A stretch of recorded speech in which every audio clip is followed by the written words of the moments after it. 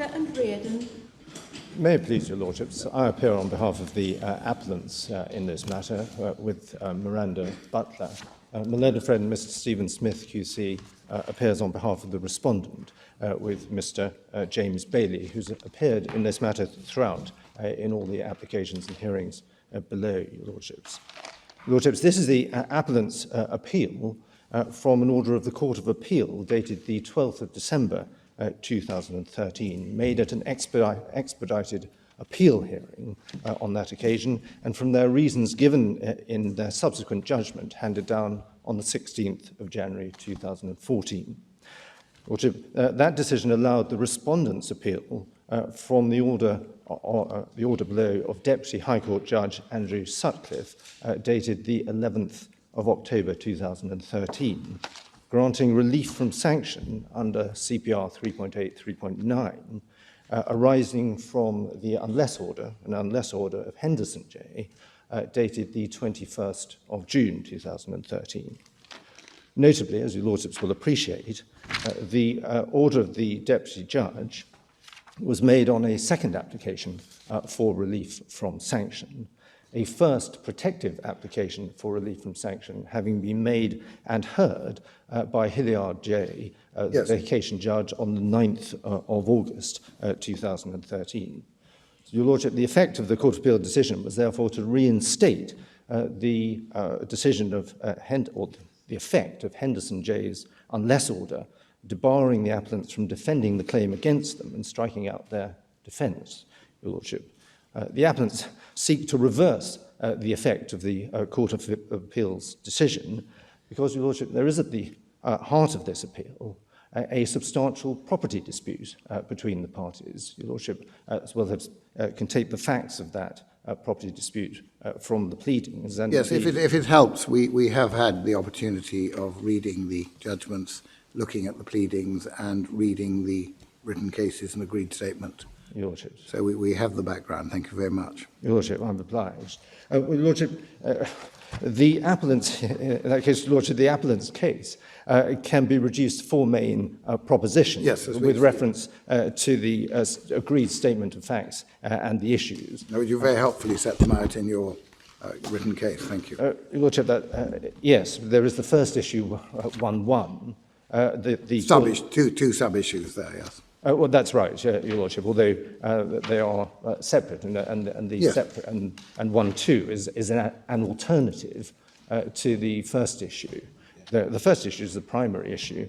We say that the Court of Appeal was wrong to set up 3.17, as we say it manifestly did, your lordships, paragraphs 30 to 32 of the Court of Appeal judgment, as a threshold requirement to be satisfied before a second application for relief could be made under CPR 3.89. Yes.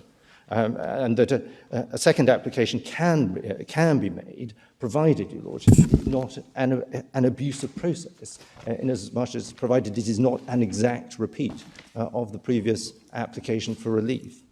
Lordship, as an alternative. One of the issues you've identified is whether you have to show a change of circumstances really in accordance with 3.17, yes? Your lordship, yes. Now, is this not an academic issue in the sense that even if 3.17 doesn't apply, normal principles would suggest you have to show a change of circumstance if you want to apply for a debar, want to, as it were, reapply for relief from sanctions? Well, your lordship, I accept that may be one of the instances in which, and one of the points that would be taken into account in the re-exercise of the discretion under 3.8, 3.9, your lordship. But that is just one of the instances. Your lordship, our case is that one is seeking to exercise a broader discretion under 3.89 than the discretion, than the exercise carried out by the Court of Appeal. Your lordship. Well, no, it's more a question of the, as it were, the gateway. If you want the court to reconsider an order it's made, as a matter of normal principle, interlocutory order it's made, you have to show a change of circumstance. That's really the point I'm making. Well, your lordship, we would respectfully submit that is too narrow a test for the purposes of revisiting an order. Your Lordship, if in principle you are entitled to make a second application for relief from sanction, then the test that then is engaged is a broader test under 3.8 and 3.9 that will take into account, of course, the fact that it was a second application. But, Your Lordship, the way in which the Court of Appeal approached this matter was to set up 3.17 as a threshold requirement.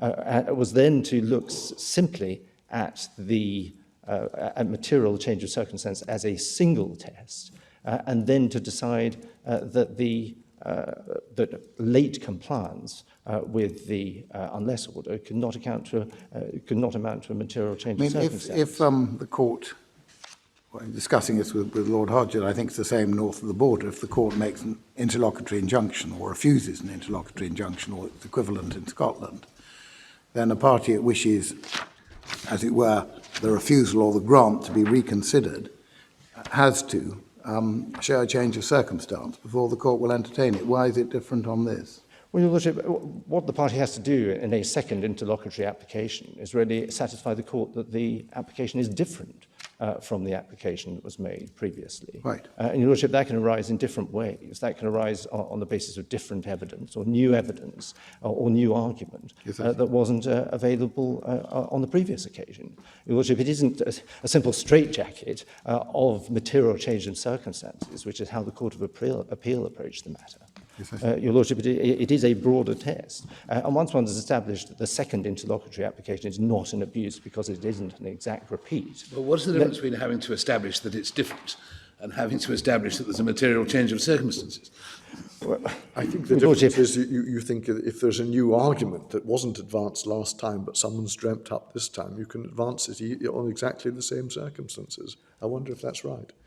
Well, Your Lordship, that seems to be certainly so far as the decision in Woodhouse and Consignia is concerned, the possibility of there being new argument or new evidence. Woodhouse and Consignia, am I wrong or right about this? That Woodhouse and Consignia, there hadn't been a previous court order. It was an automatic effect of the rules, or have I got that wrong? Well, Your Lordship, in Woodhouse and Consignia, there was an application for a further interim payment, and it relates and what arose and the way in which that application, the application for a further interim payment was made, and on the basis that the automatic stay hadn't taken effect. The argument that was made at the first application was that the automatic stay was somehow ultra vires. Now, that argument having failed, a first application then was pursued in front of the district judge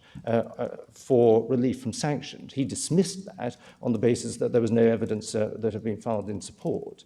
And that decision was then appealed. But Your Lordship, then a second, following the failure of that appeal to the circuit judge, a second application was then made for relief, specifically for relief from sanctions. So, Your Lordship, the matter wasn't a second bite of the cherry directly, was there? Well, Your Lordship, to use the expression of the Court of Appeal.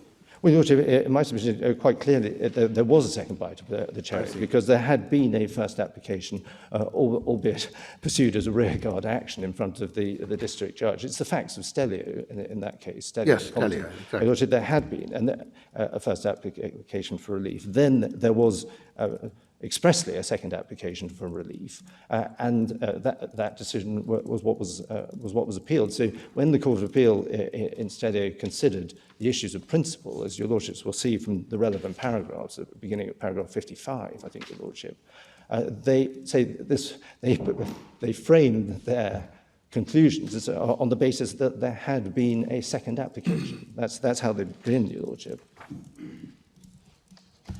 Yes, second bite of the cherry. Your Lordship, can I just turn to that?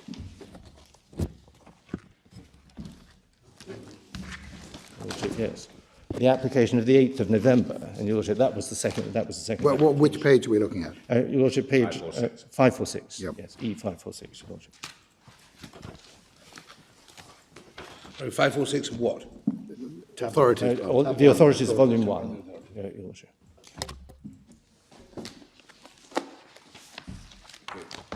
the application of the 8th of November was undoubtedly a second bite at the cherry. It was supported by evidence that was... It was supported by evidence that was available at the time of the first application. There was no good reason for the failure to place that evidence before the court on the first occasion. We accept that the fact that the evidence relied on in support of the application was made on the 8th of November could and should have been put before the court in support of the earlier application is material to the exercise of the discretion conferred by CPR 3.91. And then, Your Worship, it continues, there is a public interest in discouraging a party who makes an unsuccessful interlocutory application from making a subsequent application for the same relief based on material which was not but could have been deployed in support of the first application. In some contexts, this is partly because, as Lord Justice Chadwick said in Secorum Finance and Ashton, there is a need for the court to allot its limited resources to other cases, but at least as important is the general need in the interests of justice to protect the respondents to successive applications in such circumstances from oppression. Then there's the reference to Henderson and Henderson. The rationale for the rule in Henderson and Henderson that in the absence of special circumstances, parties should bring their whole case before the court so that all aspects of it may be decided subject to appeal once and for all is a rule of public policy based on the desirability in the general interest as well as that of the parties themselves, that litigation should not drag on forever, that a defendant should not be oppressed by successive suits when one would do. In our view, although the policy that underpins the rule in Henderson and Henderson has relevance as regards successive pre-trial applications for the same, it should be applied less strictly than in relation to a final decision of the court, at any rate where the earlier pre-trial application has been dismissed.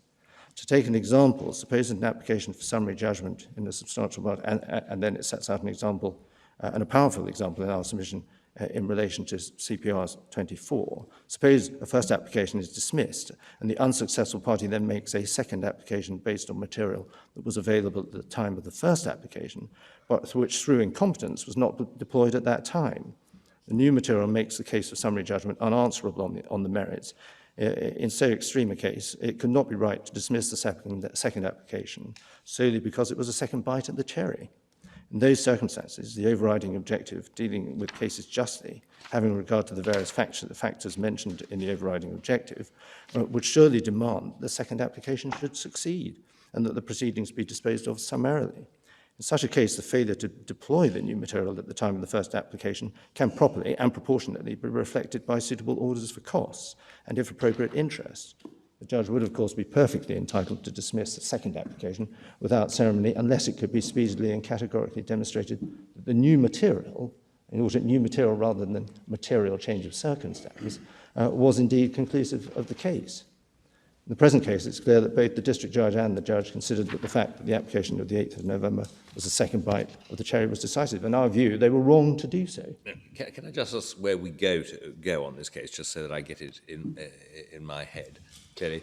I mean, if you're right on this point, we then have to consider the matter in an open way, and we don't regard the fact that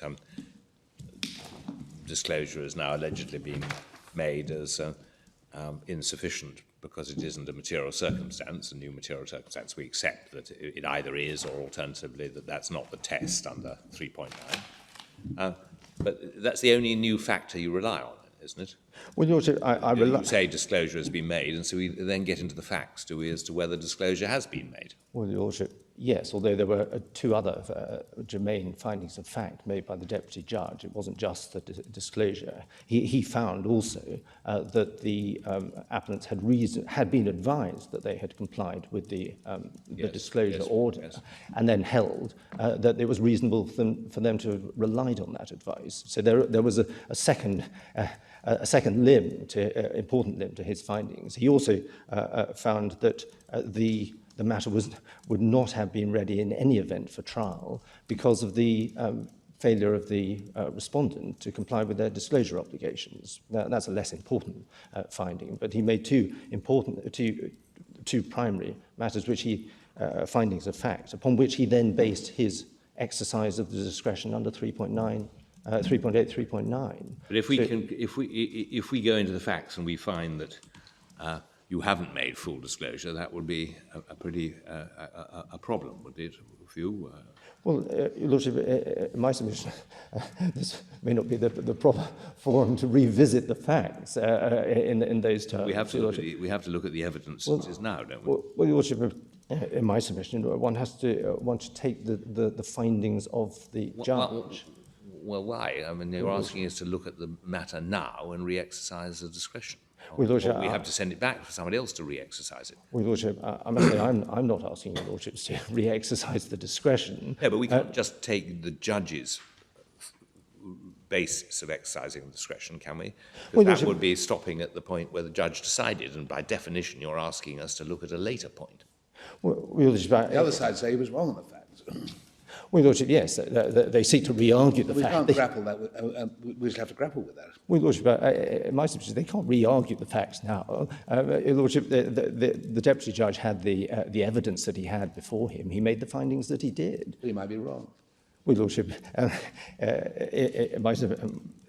Your Lordship, unless he was, well, Your Lordship, he may be wrong, but Your Lordship, he was, my simple submission is that he was entitled to make the findings that he did on the evidence that was adduced before him. I mean, obviously we could remit that to somebody else, but supposing we thought that that's a waste of time and money to do that, then we could look into it, could we not, and decide whether or not the other side's argument on this part of the case is right. And if it is, then you'd fail, surely. Well, my Lord, that of course is the point that my Lord Mance raises as to whether this court should re-exercise the discretion. But Your Lordship, that's issues 3 to 5, and my arguments on how the matter should be disposed of. And Your Lordship, what I say is that there has been a relevant exercise of the discretion by the Deputy Judge.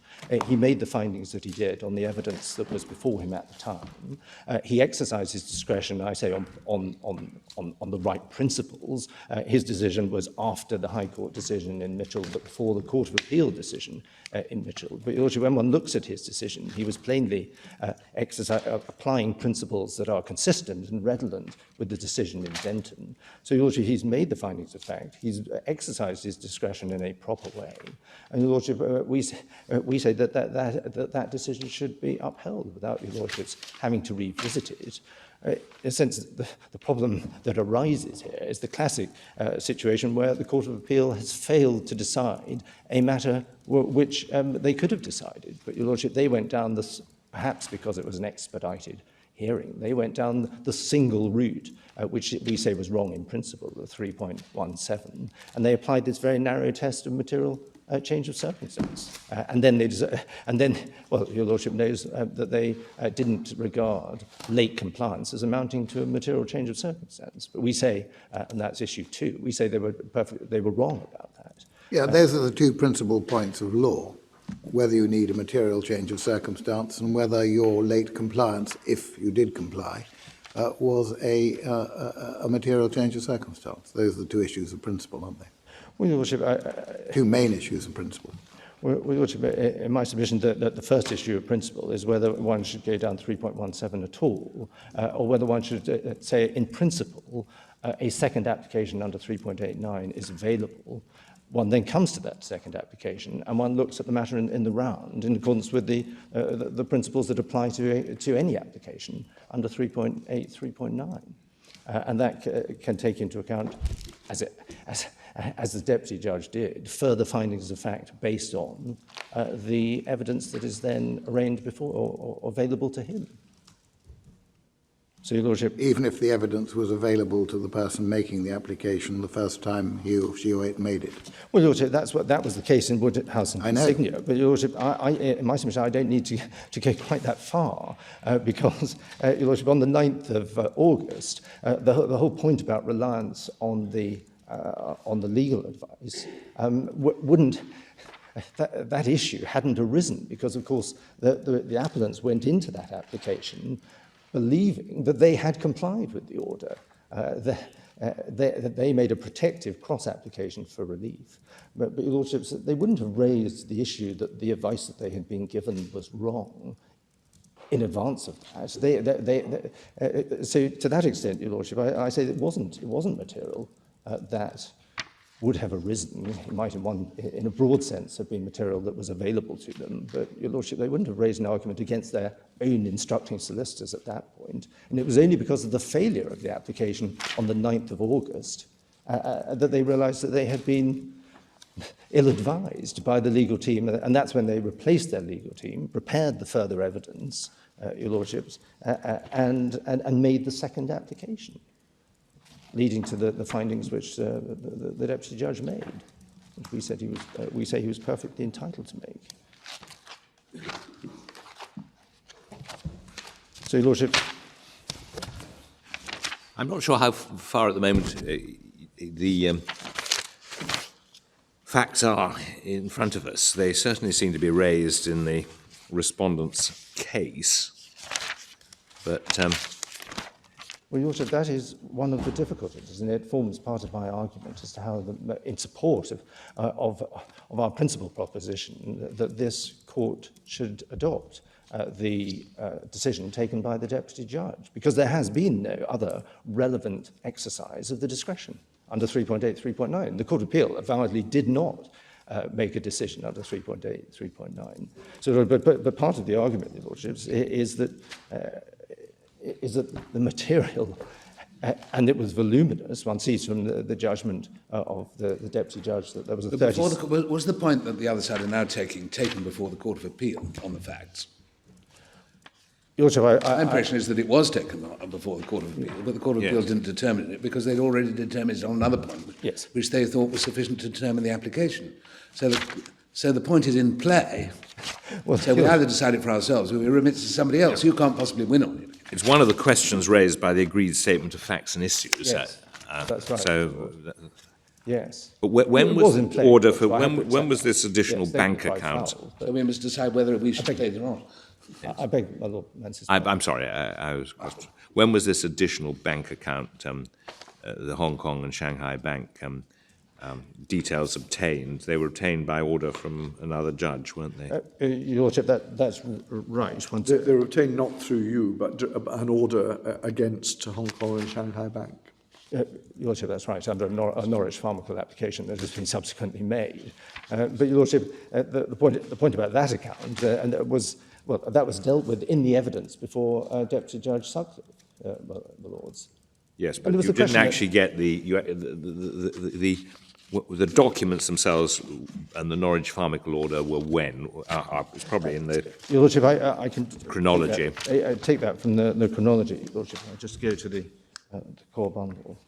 Your Lordship will find that's only very recently, at page C41, or E41, Yes. 11th of September 2015, Okay, so, the respondent issued an application. So that material is before us for the first time.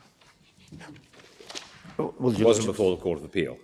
It wasn't before the Court of Appeal, no, Your Lordship. So we are in a difficulty, potentially, in the sense that there is new material now, and no doubt that's why the statement of facts and issues say we have to decide how to deal with it. Your Lordship, it's also why the statement of facts and issues and the chronology say that Your Lordship will see at page C35, prefacing paragraph 21, Your Lordship, the respondent considers the following facts to be relevant. The appellants accept the facts accurately stated, but that they deny they are relevant. Yeah. We deny they're relevant, Your Lordship, because, Your Lordship, they raise all sorts of issues of fact. Well, you say they raise all sorts of issues of fact, but you don't put them in play, do you? Your Lordship, I don't know. Well, I mean, have you got an explanation which you want to volunteer for the bank account? Well, Your Lordship, the explanation was set out in the evidence that was before Deputy Judge Sutcliffe. It doesn't look as if it's consistent with the letter, is the point that's made against you. Your explanation was that this is Mr. Is he Cook? Yes, Mr. Cook. Mr. Cook's bank account mysteriously left in your client's name, it appears, and now it appears that quite a lot of dealings with the bank account were in favour of your client. Well, Your Lordship, the relevant bank account was in the name of Prestige Properties Limited. Yes, sorry. So just one of the named companies, Your Right, Lordship. And then there was the issue, and it had been an issue, was who was in control of that bank account, and that was dealt with very clearly in the evidence before the deputy judge, that the appellants were not in control of that bank account. So Your Lordship, on that basis... We've got that point, but what's the explanation as to why it's being used to make payments on the face of it to you, I think? Well, Your Lordship, I'm not sure that the evidence goes quite that far. Your Lordship, there are extensive... one sees that there is money coming in and out of that account, but Your Lordship, one is then moving into a very detailed area of evidence, Your Lordship, and certainly the appellants haven't put in... Right. That is new material, and the appellants haven't put in further evidence to rebut that. Well, it's paid out or received into. It goes both ways. There's a limit to what they can do, and whereas you know what the position is, your clients do, and if you look at page 152 and 153, there are listed transactions which your clients could... Which numbers are we looking at? This is core bundle. Your Lordship, the core bundle, one should only look at the top numbers. It's very Look at the top, right, Top 150. 150, 151. It's a particularly confusing bundle. Some of them have no less than 3 numbers. Anyway, we're doing the numbers at the top. Just the top The one. red numbers at the top, All right, thank you. or sometimes black, I'm afraid. Yes. I mean, are we to take it that the reference on page 150 from the top in payments on behalf of Prestige and or the appellants, the reference to Barry Burke is to the fourth appellant? I beg your Lordship's pardon, forgive me, which... This is page 150. Yes. And, over halfway down, a number of payments were made out of this account relating to Prestige, Yes. including, and then then the following payments were paid out or received into HSBC, £83,249, 22 payments in total, Barry Burke.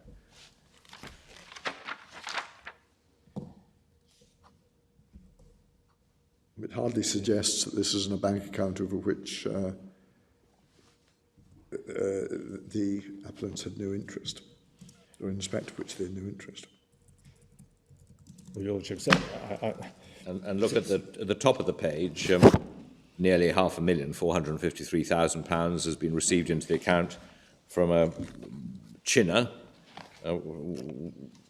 whereas you've claimed that you have an interest in the Crown at Chinner, but it hasn't any value.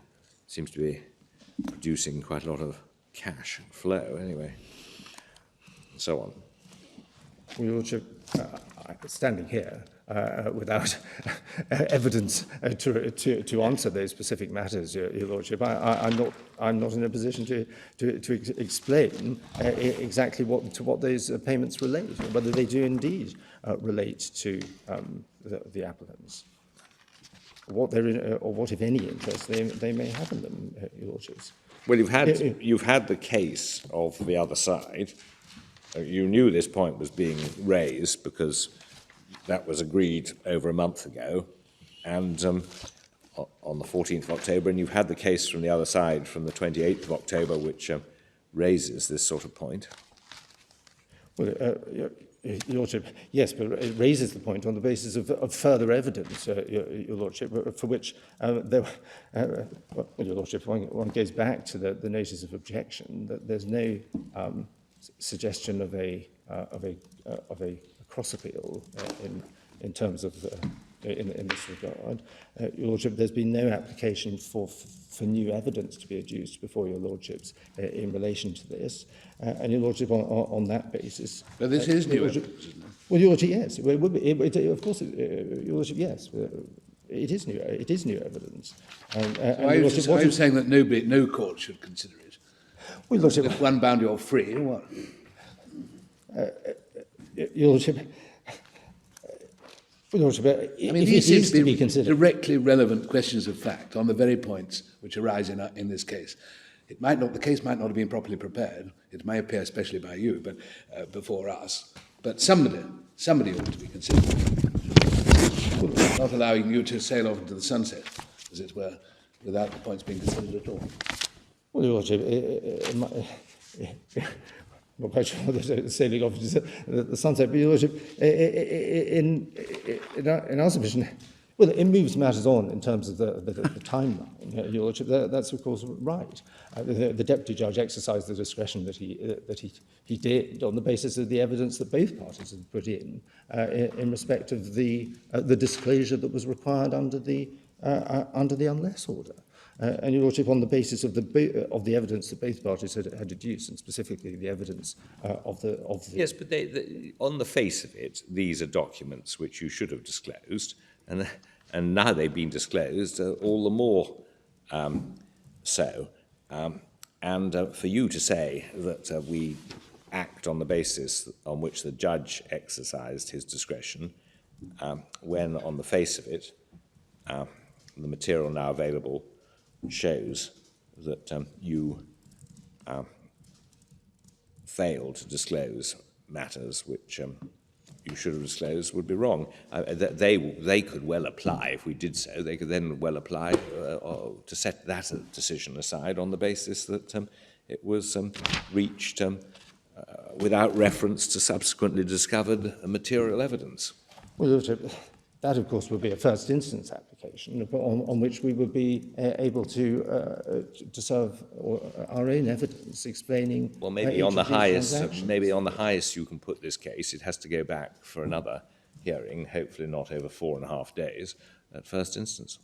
Well, Lordship, that is one of the possibilities that was raised. The alternative is that since you've had a chance, since you've accepted that this is in the arena where we've got to decide how to deal with it, now that the material has come forward and you've had time to deal with it and haven't done so, maybe we draw stumps at this stage and draw inferences at this stage. Particularly as one of the issues agreed was the question of whether this court should re-exercise the discretion if we thought it should be re-exercised. Well, Lordship, our case has been that this court should not re-exercise. Yes, I know, but you knew the respondents were arguing differently.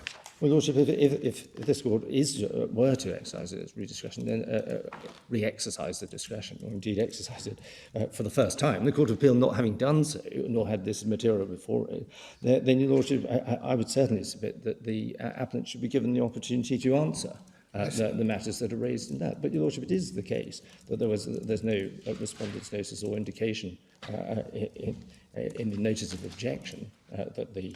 No, well, they didn't have the material. Well, Your Lordship, they didn't have the material then. But, Your Lordship, it has...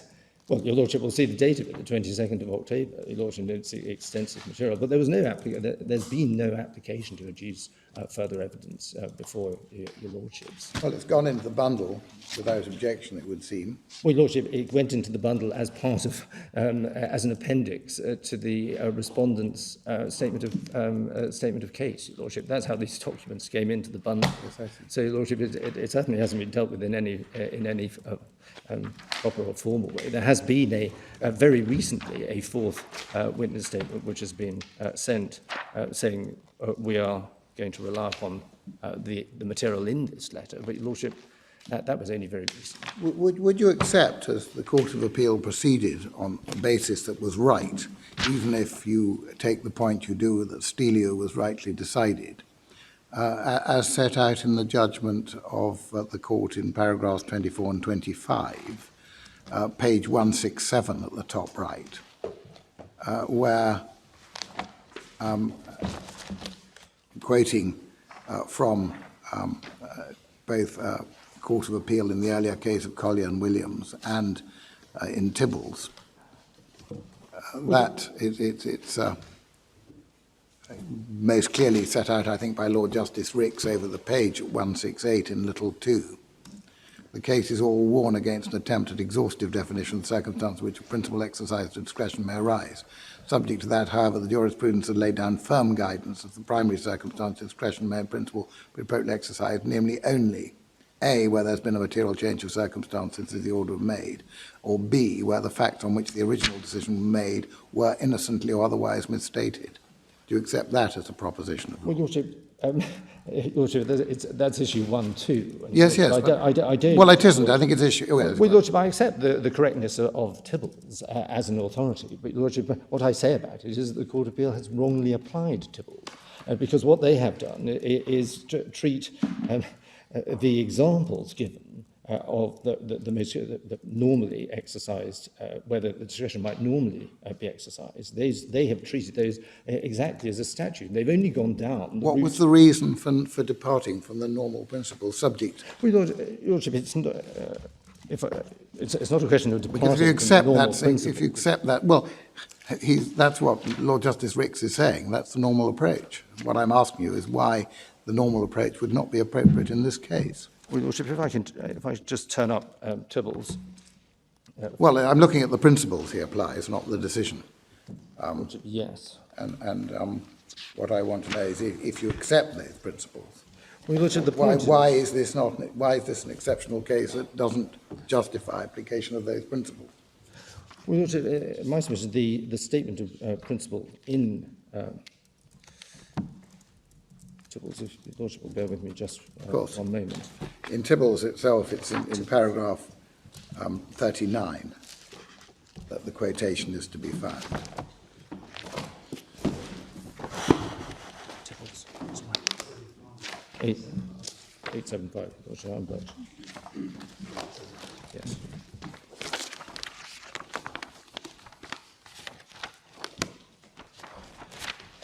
Your Lordship, yes, forgive me, Your Lordship. Well, Your Lordship, the point about the, which is just easier to read here, 885, paragraph 39. Your Lordship, the point about that summary of principle is that it is really this, Your Lordship. One sees at 39.2, the case is all That's what I've been asking you about. Yes, Your Lordship, yes, the case is all warned against an attempt at an exhaustive I definition understand of that. circumstances. But firm guidance, and normally only A and B. And what I'm asking you is, are you saying this is not a normal? First of all, do you accept that as a proposition? Because I understand you did.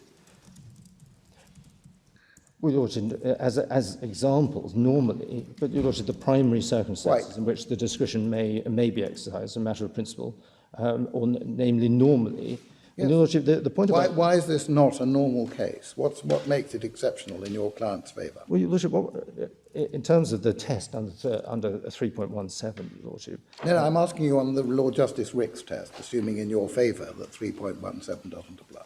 Well, Your Lordship, what he goes on to say, if I may just point out, Your Lordship, at paragraph 40, I'm nevertheless left with the feeling that the cases cited above, the facts of which are for the most part complex, and reveal litigants, as in Collier and Williams, seeking to use CPR 3.1 to get round other limiting provisions of the Civil Procedure Code, may not reveal the true cause circumstances for which that rule was introduced. And Your Lordship, he then goes on to consider promptness in terms of an application. But Your Lordship, we'll see at paragraph 42. So he's moving away to some extent from what he said at paragraph 39. I emphasise, however, the word prompt, which I have used above. The court would be unlikely to be prepared to assist an applicant once time had gone by. With the passage of time, it's likely to come prejudice for a respondent who's entitled to go forward in reliance on the order that the court has made. And then he finishes, Your Lordship, in my submission, importantly, promptness in application is inherent in many of the rules of court, for instance, in applying for an appeal or in seeking relief against sanctions, CPR 3.91b. Indeed, the checklist under CPR 3.91 must be of general relevance, mutatis mutandis, as factors going to the exercise of any discretion to vary or revoke an order. So, Your Lordship, in my submission, he does develop the point and contemplates a much broader exercise of discretion if one is applying 3.17 than is perhaps indicated at first. Well, let me put the question differently then. If, contrary to what you're submitting, yes. Lord Justice Ricks has fairly summarised the law in little 2 yes. on page, well, not sure what the page is, at the bottom 885. Yes, 885, Your Lordship. Do you say this is not a normal case, and if so, why? Well, Your Lordship, I say that there has been, if one takes that example, I say that there has been a material change of circumstance. Okay, let's move on to that then. Your Lordship. I think we have your submission on the first point. Then Yes. your second point is if you need a change of circumstance, Yes. there's been one. Well, Your Lordship, yes, that's issue 2. Yes, it is. Your Lordship. In a sense, of course, that's more a matter of reasoning than authority as to whether late compliance with an order can amount to a material change of circumstance. Your Lordship, the respondents in their case draw an analogy with reasons for non-compliance, but Your Lordship, in our submission, that conflates two very different concepts. We submit, Your Lordship, quite simply, that there could be no more material changes in circumstance than compliance, where a first application for relief has been refused on the basis that a party had not complied with the disclosure obligation. What more material circumstance could there be to a second application for relief from sanction than compliance, the very compliance that was complained that they were found not to have met on the first occasion? Well, but basically, I suppose the argument against you is because, by definition, if the judge has decided that the matter should end there, he has also, or she has also decided that the time for compliance has now irrevocably expired, and even if it were made in future, it would be too late, so you shouldn't give any further time. Well, Your Lordship, in our submission, to shut a party out in that way it can lead to, well, in one sense, is rather arbitrary and can lead to injustice. If one takes the example of a very innocent failure to comply with any well, I know, but you don't make obligation. these orders. These orders aren't made except in extremis, and the argument against you is that here there was a whole series of failures by your side, and the point had come where the court threw up its hands and said, look, you've had really enough opportunities, full stop. Your Lordship, in our respectful submission, one shouldn't be automatically struck out. The fact of late, which is really what the Court of Appeal decided, by applying that single test narrowly. Your Lordship, we accept that late compliance is something that should be taken into account in the exercise of the discretion, but it shouldn't lead to an automatic bar, which is the consequence of the reasoning by the Court of Appeal. And Your Lordship, there are a couple of references. The critical question is whether you've paid money and you don't pay it the first time. Yes. If you do pay it the second time, you say that's a material change of circumstances. Lordship, yes. Now, and so the court would, at least applying Lord Justice Ricks's principles, be right to have regard to that. Yes. Now, whether it was a relevant or sufficient material change of circumstances would depend upon all the circumstances of the case. Lordship, that's right. Yeah. Yes. I ought to It's mention done. one point that I had in mind going back to Lord Justice Ricks's test. That test was specifically approved in the Mitchell case, wasn't it? The Tibbles Yes. paragraph. Yes. In paragraph 44 on Yeah. page 607. So they were back to material change of circumstances. Yes, exactly. And if there is a material change of circumstances. So the answer to my Lord Mance's point is that is a material change of circumstances. It might not be sufficient. It may be exercised. It may be capable of being. Yeah. Your Lordship, there are a couple of references in the authorities which support the proposition that late compliance can amount to a Can you material take change us of to circumstance. those, please? Your Lordship, yes. There's one really by analogy which I was going to refer enough, Lordship, to, which is just, well, it's the passage your Lordships have already seen in Stelio, Yes. but it's this question of a party making good their own default. Your Lordship, if I just take you back to paragraph 55, and Can you remind us of the page number? Sorry. yes, it's at page E546. Thank you so much. Yes. And it's really only by analogy, paragraph No, 55. fair enough. And it was the application of the 8th of November, that was the second relief from sanction Yes. application, was supported by evidence that was available at the time of the first application. There was no good reason for its failure. So, Your Lordship, the party... E546. E546, Your Lordship, back in paragraph 55. Paragraph 55, second sentence. Effectively. But Your Lordship, there, the party is making good their own default. Yes, I see. So, and that should be taken into account exactly the way that my Lord Clerk has just indicated. And And Your Lordship, perhaps more specifically, a reference in Tarn Insurance Services. Your Lordship, can I take you to the judgment of Lord Justice Chadwick in that?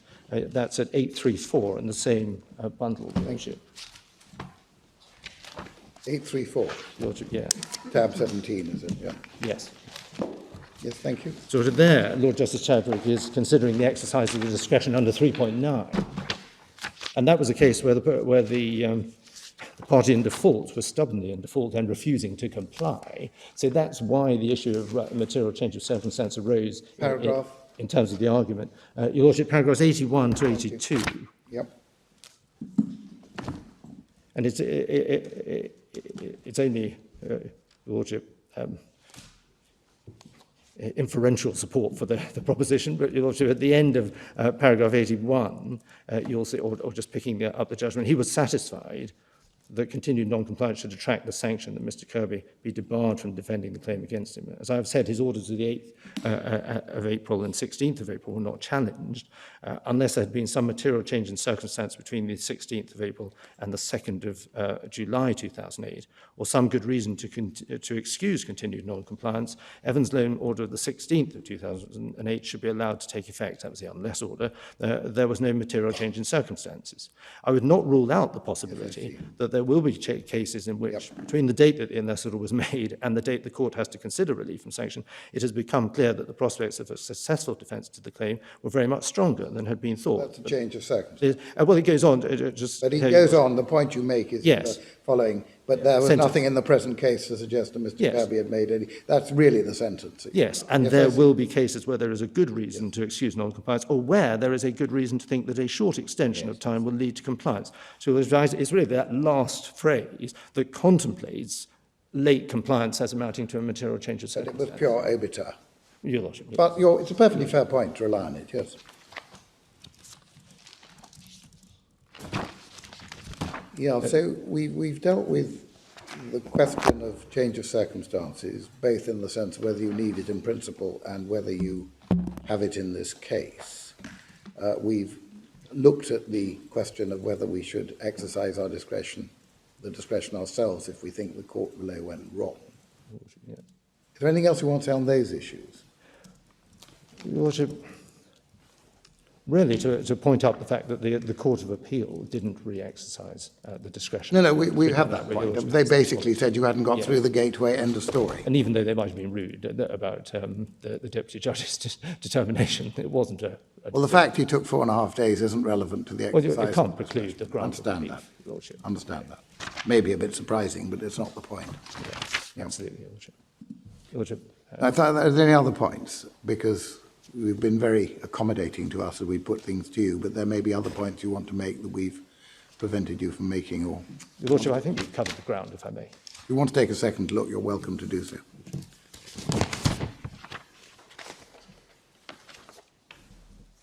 Your Lordship, with the possibility of reply, I'll leave it there, Your Lordship. Thank you. Could I just ask you one question? Supposing we get to looking at the facts, Yes.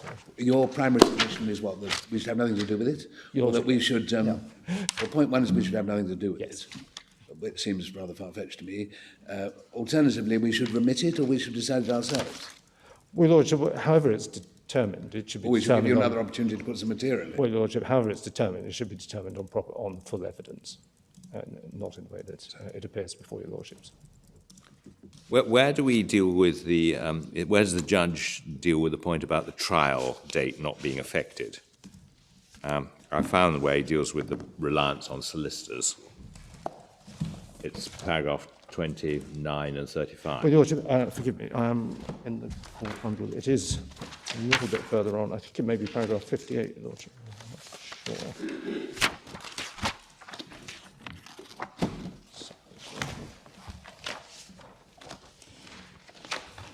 It deals with delay at 58, Your Lordship. Page? And the point, at page 278.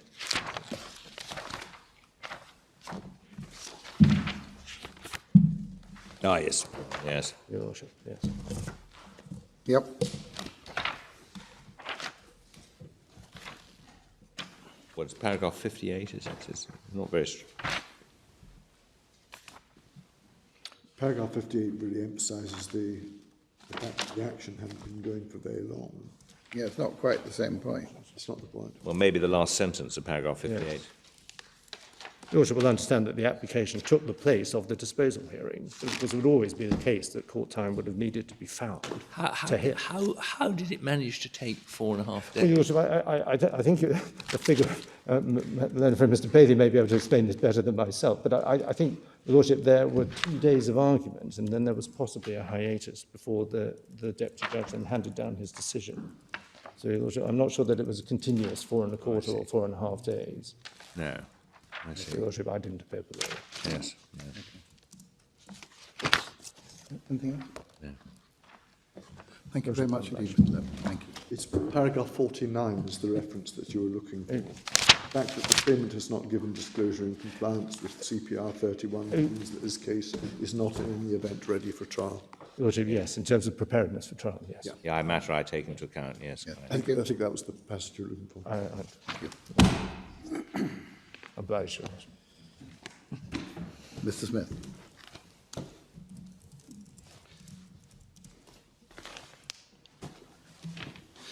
May it please the Court, Your Lordship's helpfully indicated yesterday that the hearing should finish by lunchtime, and it occurred to me, in the light of that indication and the notes I'd already prepared, that the most efficient way of me saving time in my submissions was just to hand you my notes. So if Your Lordship's...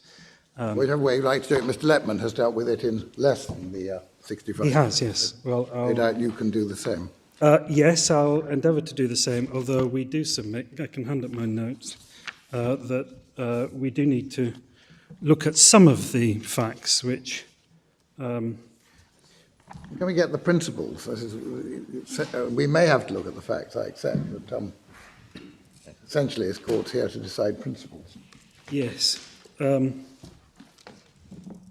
the principles are, this was a case where the order made by Mr. Justice Hildyard, and I want to show you, Lordships, Mr. Justice Hildyard's ruling in a moment, had to be varied because of its terms, and that was acknowledged at the hearing before Mr.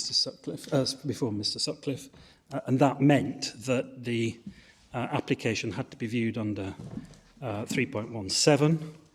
The application under 3.17 therefore engaged the principles set out in the Tibbles case, and engaging those principles, there hadn't been a material change of circumstance from the time when Mr. Justice Hildyard had carefully considered the first application for relief, and therefore the second application for relief should not have been entertained. Well, we know that's the basic argument, but the first question is whether it does require a material change of circumstance, and the second question is whether late compliance, if there was, constitutes a material change of circumstance. Yes, and the third point is if late compliance does constitute a change of circumstance, whether there had in fact been late compliance on the facts. Well, that's why I'm saying the two questions of principle are not indicated. That's not Yes. a question of principle. Yes, we submit plainly there had to be a material change of circumstance. It's been a basic proposition for a very long time that when an order is being, which has already been made, is being sought to be set aside or varied on a subsequent occasion, then the party making the application should show a material change of circumstance. But otherwise, there wouldn't be any reason for changing it. No. I mean, that's as simple as that, isn't it? Unless you're into the area which is covered by Lord Justice Ricks, a misunderstanding by the judge. One would have thought, actually, you're not making a second application, you're asking for reconsideration, but that doesn't matter. Well, I think Lord Justice We're not in that area. No, and arguably that sort of thing could be dealt with under the slip rule. Exactly. It used to be. Anyway. And Lord Justice Ricks in that But anyway, case says... we don't have to worry about it. No, I think that the point that my Lord Newberger was putting to my learned friend at the outset about generally having to show a material change of circumstance is highlighted by the Chanel and Woolworth case, which I'm sure that court will be well familiar with. Which case? That was a consent, or was that? Channel and Woolworth. There's a consent order with an undertaking. Yep. And then I think it was the Court of Appeal gave a ruling which suggested that the undertaking should never have been given. So the party giving the undertaking applied back and said, please release me from the undertaking. And the court said, no, there's been no material change of circumstance. True, there's been an argument which you can now run, which you didn't run before, but that's not a material change of circumstance because you could have run it before. So we're not varying the undertaking. And for years, that was the, and I think still is, applied in the motion, what used to be the motions court, now the applications court. Certainly the general rule is that you don't get two bites of the cherry. Well, Yes. but the question then is, accepting that for the moment, is late compliance a change of circumstance? Mr. Letman's taken us to two observations which suggest that it is. And can one say that it never can be? Well, can I just pause there? I'll come back to that question in a moment, my Lord. Just to finish on Chanel. Chanel is in the bundle. Yeah. Where is So it? page 641 is where it starts, and it's quite a short judgment. It's a well-known case. But it's well known. I mean, it's been applied many, many times over the years, and I believe is still applied in the application court. I think indication to that effect in volume 1 of the White Book. Certainly when I was at first instance, it was trotted out on frequent occasions, yeah. On an almost daily basis, I would have thought, in the Wouldn't go that applications far, court. but yes. Maybe not quite that frequently, but very often. Okay. So, going back, does that mean, so what does a material change of circumstance amount to? Well, compliance is, we would say, when an application is being made to vary an order which was made because there had been non-compliance, compliance is a necessary condition that the applicant has to satisfy, but not a sufficient condition. It would, we submit, be unthinkable for a party to come back before the court, say perhaps in very extreme circumstances, which aren't this case, come back before the court and say that, oh, well, I haven't complied, but please vary the order. It strikes me that it's plainly a material change of circumstances. The only question is whether it's a relevant material change of circumstances. Well, I suppose that means whether It's it's obviously material. a critical change of circumstances. It's a change of If the whole circumstance. dispute is quite. And it's material because Well, the point is you whether- take a payment of money type of case. It's plainly a material change of circumstances. Well, it may be. What should even if- happen next is the different question. Well, my Lord, yes. Whether I don't disagree with you, Lordship, but that it's a change of circumstance. But the question is whether it's material, and i.e. whether it's relevant. And we submit it's not. It's an essential change of circumstance to enable a second application to be made when the first application has failed. It's like decisions in planning law, you equate material with relevant. Well, I think Lord Clark is suggesting that material may be significant, but not, and that relevance is a separate issue. Yes, But you say it's a relevant change of circumstance, that's the test. it's yes, relevant or significant or material. In our submission, it doesn't really matter. It's not just any change of circumstance. And it's a necessary change of circumstance when an applicant is trying to undo an order, revoke an order which was made because that applicant had not complied with an earlier order, which is a circumstance here. So if, let me turn it around and put the point this way, which I think we put it in our case at one point in this way. If every applicant could have make a second application based solely on the fact that he had now complied with the order which he hadn't previously complied with, then applications to vary orders under CPR 3.17, which were made because of a failure to comply with an earlier order, would not rarely succeed, they'd always succeed. Because there'd always be, on that hypothesis, a material change of circumstance. Because the party would always be saying, I have now complied. Therefore, I'm through the gate. But in Tibbles, Lord Ricks went out of his way to say that successful applications under 3.17 are rare.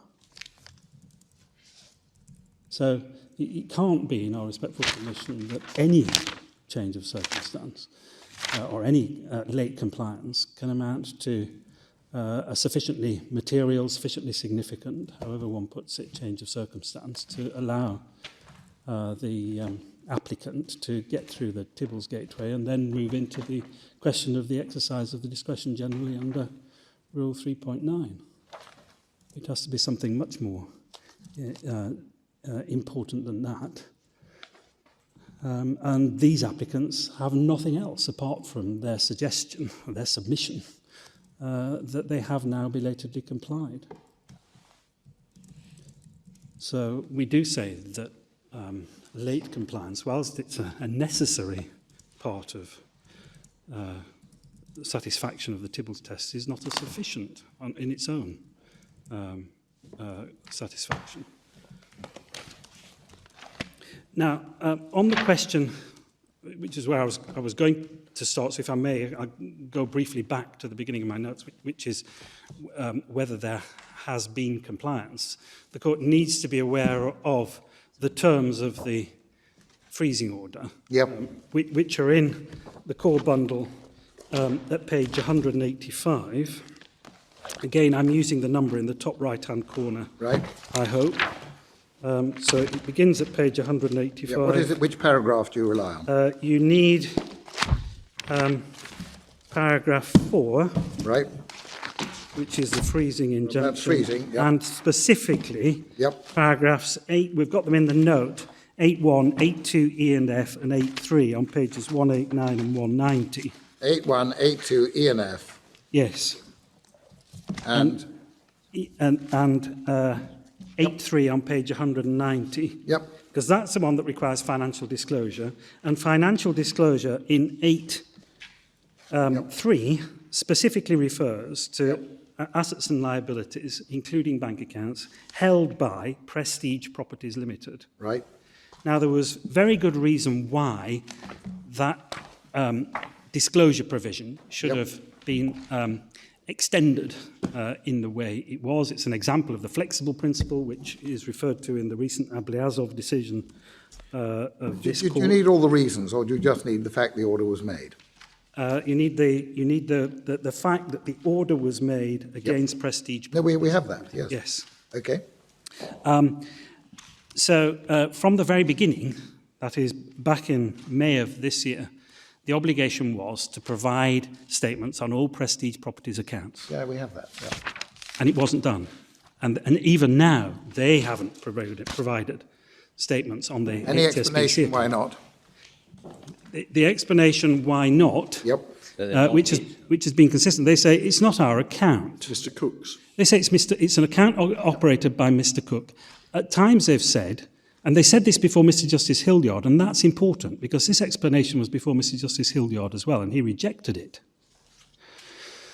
At times they've said the account was assigned to Mr. Cook. But Prestige Properties Limited, as they acknowledge in their latest evidence pursuant to the orders made this summer, is a company which is solely owned by Mr. Eugene Burke. That's in the evidence and with the cross-references in the note. So it's solely owned by one of the defendants. And irrespective of whether Mr. Cook operates the account, whether he's doing it for his benefit or not, it falls squarely within the terms of the order. And as we'll see in a moment, what happened before Mr. Justice Hildyard on the first application was belatedly, was it Hildyard or Sutcliffe when they produced the statement? Belatedly, one page of the bank statement was produced. Yep. And as soon as the judge saw that, he said... have that? Sorry? Do we have that? I'll check. I'm not sure it is in the file. One page was produced, and the judge said, well, this is in the name of Prestige Properties. Why has it not been disclosed? Right. And he describes that in his judgment as a very troubling development during the course of the hearing. Right. But we'll see that in a second. So that was the original order, and Mr. Justice Henderson then made an unless order. That's referred to in our notes, first page halfway down. That's in the core bundle at page 293. The relevant paragraphs are identified. Again, Sorry, that's Mr. Justice Henderson's judgment, 293. Relevant paragraphs of the judgment are identified. What are we looking for here? And the point I want to make from that is that Mr. Justice Henderson carefully considered which paragraphs of the freezing order, which provisions for disclosure should attract the unless sanction. And he deliberately targeted some paragraphs, including the paragraph to produce bank statements on... It's paragraph 14 of his judgment. Yes. Okay. Right, so he carefully considered. So he carefully considered that, and he made the unless order, which is referred to, that's core bundle 200, in the terms which are set out there. And then we have some general points on unless orders. I'm not going to go to those unless the court wants me to. Those are the references in the files. And then we get to Mr. Justice Hildyard's hearing on the 9th of August. And his judgment starts at page 222 in the top right-hand corner. 222 is in the top right-hand corner is the front sheet, 223. In paragraph 1, he identifies the two questions which he says are intimately connected. The first is whether there has been compliance. Yep. That's the first question, and he decides there wasn't, in part because that bank account had not had all its statements disclosed. Second question, at the end of that paragraph, is whether if there was such a failure, the defendant should be afforded relief from sanctions. So that was either the first or the second bite of the cherry, depending on whether you think the unless order was the first bite of the cherry. Understood. And he considered the question of the disclosure. Sorry, I should just identify paragraph. Draw your Lordship's attention to paragraphs 3 and 4. At the end of paragraph 3, His Lordship said the defendants are constrained to accept that in a number of respects the order has not been complied with. That's Mr. Justice Henderson's unless order. And in paragraph 4, the defendants urge on me that their failures in this regard were de minimis. So the de minimis argument was run by him, and he rejected it. Yeah. I don't understand this judgment to be under attack. No, Well, it's not. We can take it fairly quickly. Yes, and the point is he gave very careful consideration to all the defendants' arguments and rejected them and found that there had been non-compliance, there was a serious breach, it wasn't de minimis, and refused them relief from sanction in a judgment which he took time over and gave anxious consideration to, as we can see from this. What did he say about bank accounts? It's paragraph 12. 12, yes. He said he adds in two further factors which made him think there was he could reach no other conclusion that there had been substantial failures to comply with the unless order. I have in mind in this regard, most particularly, a late entry into the copious files in this matter in the form of a statement of an account in HSBC, which in the evidence the defendants have suggested was not an account in the name of any company named in the relevant paragraph of Mr. Justice Henderson's order, but which it transpires without any doubt or equivocation is a Prestige Properties Limited account. Prestige being one of the first of the companies identified in the sequence of intended targets of the order in the paragraph that we saw. He then describes this as unsettling. Very unsettling, as it would be. You say this is ducking and weaving. Yeah? Yes. Yes, okay, thank you. And what's more, what it shows is he gave full consideration to all their arguments on this occasion. Okay. And then prepared the... and he did this having referred to... And he regrets the need for that step, as he says in paragraph 30, but he nonetheless makes the order. Yep. Yes. Okay. Very serious effect. Yes. Okay, no, we have that. That's right. Okay, thank you. And how does Mr. Sutcliffe, sitting as a deputy judge, deal with that point? Well, in effect, he doesn't. He just goes on and decides the second application almost as though it were a new application. So your Lordship has his judgment at page 257. And Yeah. could I just remind you of the circumstances of this? We've described it in our statement of case as an ambush, because what Mr. Bailey was expecting was that the matter would proceed to the determination, the defence having been struck out and the defendants having been debarred from defending, would be determination of the final issue, and then he'd walk away with whatever judgment was appropriate. Instead, at the last minute, the new legal team produced a new application for relief from sanctions, and the whole thing is rerun, which was, in our submission, quite improper. Now, in paragraph 1, his Lordship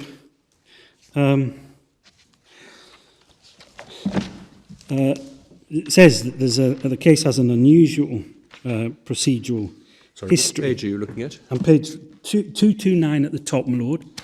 Sorry, 229. 229, yes. Whose judgment is This is Deputy Judge Sutcliffe. This is the, yes, Critical. this is the judgment that was reversed. But This is, as it were, One under appeal. Yeah. yes, Yep. almost like an appeal from Mr. Justice Sutcliffe, but without acknowledging that.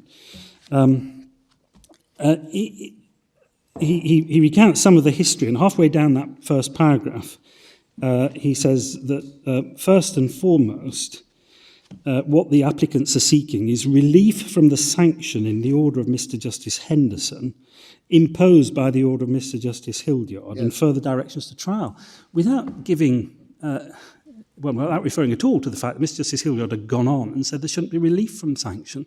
Because in a way, the sanction was automatic when the unless order wasn't complied with. That's now trite law. Well, he sets out in some detail Mr. Justice Hilliard's judgment as best he had it in paragraph 19, doesn't he? I mean, he doesn't. Yes.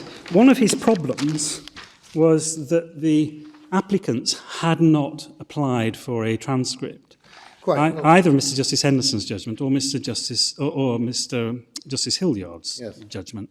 So what the respondents did was they provided their notes. You can see what happened, and then he looked at the web. Yes. So, having said there was the previous application before. He then deals with the defendant's present application, starting at paragraph 21.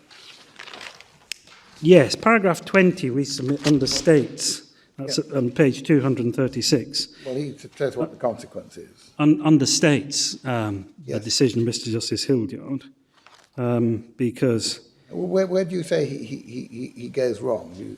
I mean, flying through this judgment is not going to be necessarily particularly helpful unless there's anything you particularly rely on or rely on the absence of. Well, he goes wrong at really from the outset in thinking that the matter could just proceed as though this was a relief from. He's treating it as a first application. Yes. Second. Is that your? Yes, and not acknowledging that there was the order of Mr. Justice Hildyard, which had to be varied or revoked before, as it were, a gateway step, before he could entertain a second application for relief from sanction. I mean, I suppose what you say is taken from paragraph 27. He treats this as a relief from sanctions application rather than a renewed relief from sanctions. Yes, as we say in the note, it just starts afresh then. As indicated, brings it under 3.9. And then paragraph... He does say at 29 they're not seeking to challenge the orders gone before, but they say it's appropriate.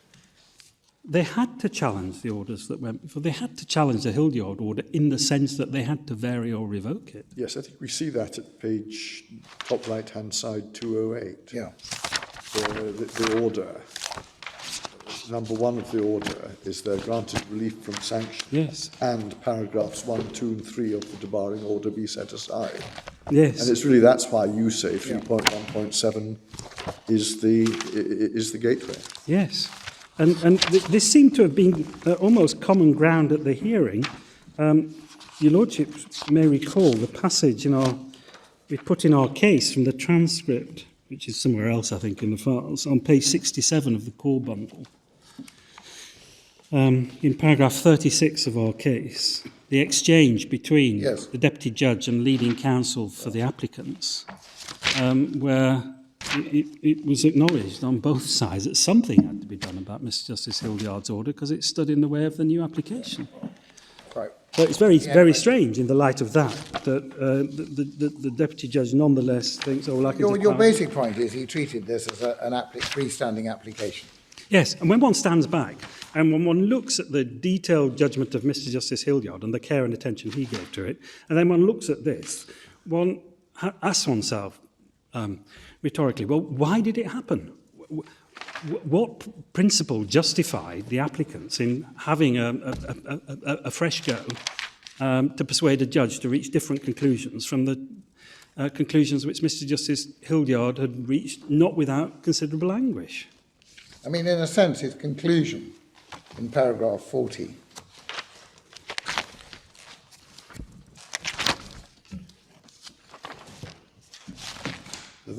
he does clearly take into account the debarring order, but he doesn't refer to any relief from sanctions. No.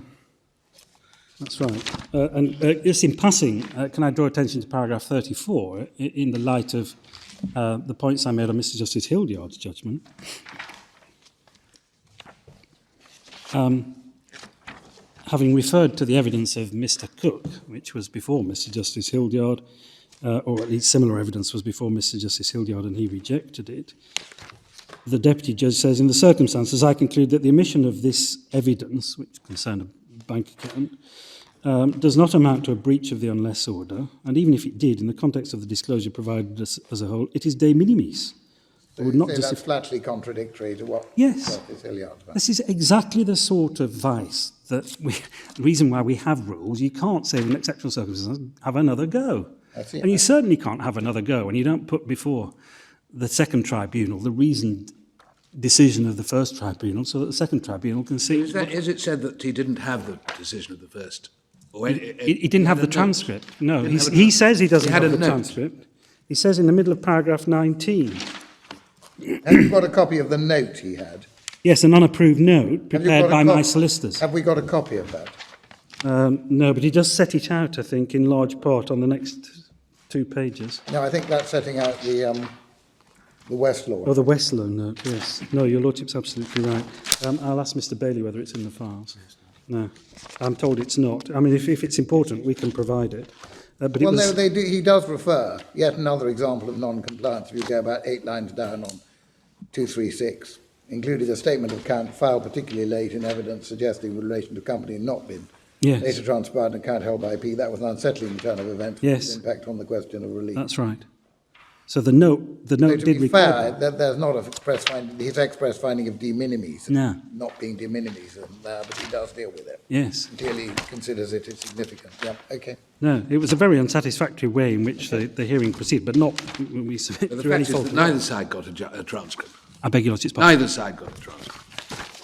No, well, you see, from our part, from the respondent's part, until the 1st of October, or whenever this raised its head just after the trial window opened, it wasn't contemplated there was going to be a second application for relief from sanction, and so the wheel would try to be reinvented, and therefore there was any need to go back to You were taken by surprise, so it wasn't up to you to get that transcript. No, we would submit that in these circumstances... Well, I take that point up to a point, but the fact is the judge ultimately decided the case on the basis of a note of what Justice Hildyard said. Yes. It might not have been entirely satisfactory, but you weren't really prejudiced by that, were you? Well, what you say is that he shouldn't have, it wasn't open to him to be invited, let alone to accede to the invitation, to make a finding directly inconsistent with Justice Hildyard's. No. And we also say it wasn't open to him to be invited to have a second application for relief without there being shown a material change of circumstance, and at the very least that there had been, at last, belated full compliance with the order. Precisely. And there hadn't been. Yep. Because at no stage have these applicants ever disclosed the statements on the HSBC account, apart from the one page which they put before Mr. Justice Hildyard. So that's your point on full disclosure? Yes. But even now they haven't made it? Even now, and especially... And that was apparent before the Deputy Judge? Yes, and it was apparent obviously apparent to Mr. Justice Hildyard because he found it very unsettling. Is there any answer to that in the papers on behalf of the appellants? Their answer has been the same throughout. This is not an account that they say it doesn't beneficially belong to Prestige Properties, a company. I think, I mean, I was just looking at the evidential position is, before Mr. Justice Hildyard, there appears to have been a statement from Mr. Cook of the 31st of July. If you look at page 95 in the core Bible. Yes. Sorry, 93 at the top.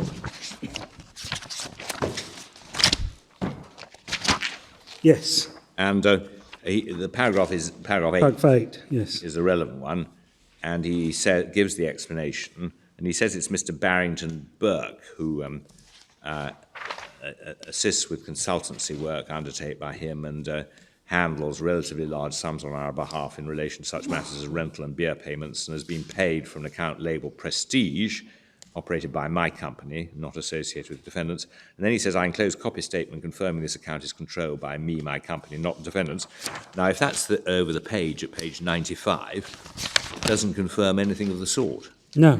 No, Your Lordship's right. That is the one-page statement, Yes. which wasn't initially provided Right. and was provided during the But it hearing. also indicates that the order could have been complied with because he controls the account. So he Yes. could have got all the documents. Exactly. And Well, it's Mr. Barringtonberg, yes, that's Yes, but right. he's yeah. one of the parties. Right, he's one of the parties. And And then Mr. Eugene after Burke is a the shareholder. hearing in front of Mr. Justice Hilliard, it appears we get Mr. Eugene Burke producing an affidavit, which is at 511 in the updated appendix, and page 518 is the relevant paragraph, and this is 21st of August, so it's after Mr. Justice Hilliard, before Mr. Sutcliffe. It's paragraph 26. no, this is, I think, much later. my Is that Lord. much later? Yeah, this was done this summer. Oh, that's because this a summer. further order was. Oh, you're quite right, that's this summer. Yes. I see, so all that was before either judge was the same amount, the same original. I think there was a paragraph to the same effect in some evidence given by Mr. Riordan. That was before Mr. Sutcliffe, but it was to the same effect that the account was not an account which was beneficially owned by Prestige Properties Limited. And our answer to that is, that's just irrelevant. Where's the Riordan? The Riordan, let me find a reference to that. It starts at page 411 in the yes. court, Yeah, not in the 411. court, in the appendix. In the appendix. Yeah.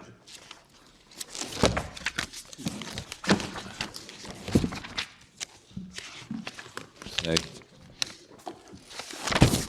and which page deals with this?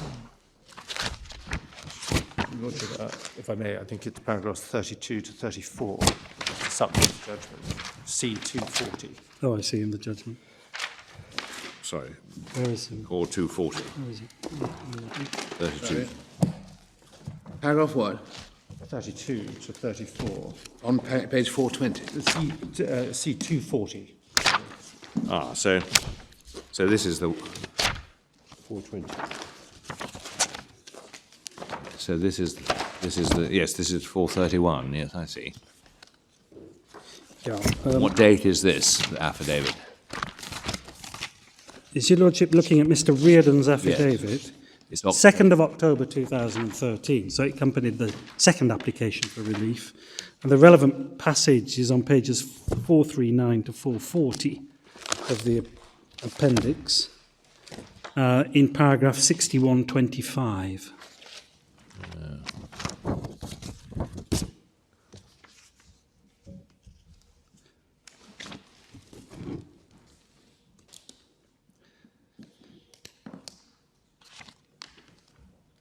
And essentially, he's saying that it's not an account operated by us.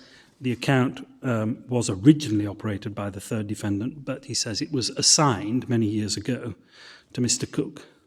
In other words, it's Mr. Cook's account beneficially. To which the response is, it doesn't matter because it's an account in the name of the company, and the original order for disclosure has never been varied. And that required accounts in the name of the company to be produced, in terms of their statements being produced. And in any event, what we now see from the Oliphant letter, which my Lord Mance took my learned friend to, is considerable material to suggest that the account that it was, or the story that it was beneficially owned by Mr. Cook and not something in which either of the Burkes had a beneficial interest, is highly questionable. Now, on the subject of the Oliphant letter, since I've gone there, your Lordships will recall that the final paragraph of that 4-page letter said, these facts appear to us to be unchallengeable based on an analysis of the statements which were provided. Please will you confirm that they're correct within the next 7 days, I think it said. Now, what we don't have, yes, that's So that's a question of whom? That's a page 153. of the core bundle. That's your solicitors writing to the appellant solicitor. Yes. Yes, that's a letter that my Lord Mance. Yeah, That was written after the Norwich Pharmacal disclosure was eventually obtained this year in late September, I think Right. it was, according to page 150. It's pursuant to an order of Mr. Justice Snowden made on the 17th of September. 148 at the top. Sorry, yes, 148 at the top, 150 at the bottom. Yep, okay. Thank you. And then there's the analysis. And this was a particularly active account.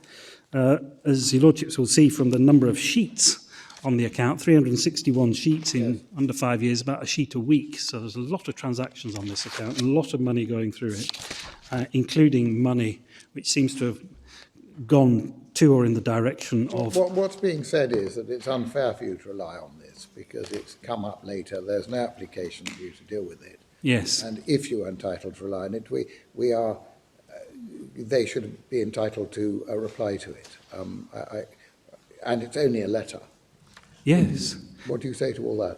First of all, I say I don't actually need to rely on this. No, I know, but well, you are relying. Because, yes, but the first point I is... don't need to apply them anyway, just Yeah, to be on the safe I side. appreciate you say you don't need to, Yes. because you are in the alternative. But in the alternative, Perfectly understandably. I But need then to you have grapple with the point that...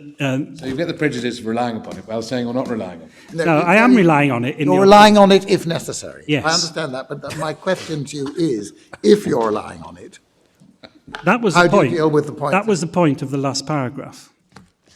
But on what do you page say in answer to 151. what the other side would say is that if you need it, it's unfair you should rely on it, either for the purpose of having this appeal dismissed or for the purpose of us relying on it if we decide that we should exercise the discretion, because it's new evidence which you put in the form of a letter. They haven't had a chance to reply to it. And if you're going to rely on it, it should go back for the matter to be decided fairly when they've had a chance to answer it. Well, it's complete, with respect, Lord, that is completely unreal. Can we just put this in context? Well, that's in the original order made in 2013, Yep. required disclosure of all bank statements in the name of Prestige. This bank statement was almost certainly the most active bank account caught by the order. So they must have known from the outset that this would have been at the forefront of their minds as something they ought to give disclosure of, and they didn't. And the point was raised before Mr. Justice Hildyard, and he found it very unsettling that they hadn't given disclosure, and they still didn't give disclosure. They managed to persuade the deputy judge. Yes, but that's all history that we've seen. Yeah. Yes, so they've had plenty of opportunity to work out what the answer is to what's been happening on this account since the relevant date in 2010, since the parties were engaged about the significance of it in 2013. And their answer throughout is it's nothing to do with us, because it's not beneficially owned by us. If that's a wrong answer, then they ought to have gone on and explained why this account was of no relevance in the context of the freezing order, and they never tried to. And their response to the letter of following the disclosure under the Norwich Pharmacal route was, we don't see this as any relevance to the Supreme Court's decision. I don't know whether your Lordships want to see that letter. We've got copies in court. It's not actually in the bundle, but it's a letter from Malone and Friends instructing solicitors on the 30th of October responding to this letter. Well, he hasn't put it in. He hasn't put it in, no. But you are telling us there's a response. There is a response, and essentially they say, we don't think this is relevant, so we're not getting to grips with it. Mr. Letman, do you want us to see the letter, or are you neutral, or how do you feel? Lordship, I'm content with the summary that Malone Friend mentioned. I mean, it is consistent with the Yeah. dispute that's set out in the Statement of Yes. Facts and Issues in paragraph 20 and 21, where you say it's relevant, they say it isn't. Yes. Yeah. So they've taken their stance on, they Fair enough. say the That's helpful, principle, thank you. it's not an account that's beneficially owned by them. This analysis by my I think, solicitor. speaking for myself, I should like to see the letter. Very well, I'll hand it up. I've got copies here. I apologise. I have to look to my learned friend to produce it. Dear. That's all right. If you didn't rely on it and don't want to put it in, you don't have to apologise for not having copies. Thank you.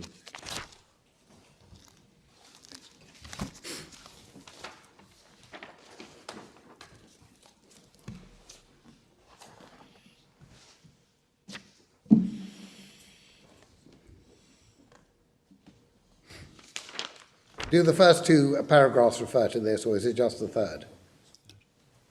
No, it's just the third one. It's the quote's first letter. Yes, It's just the third. that's the third paragraph, yes. Thank you.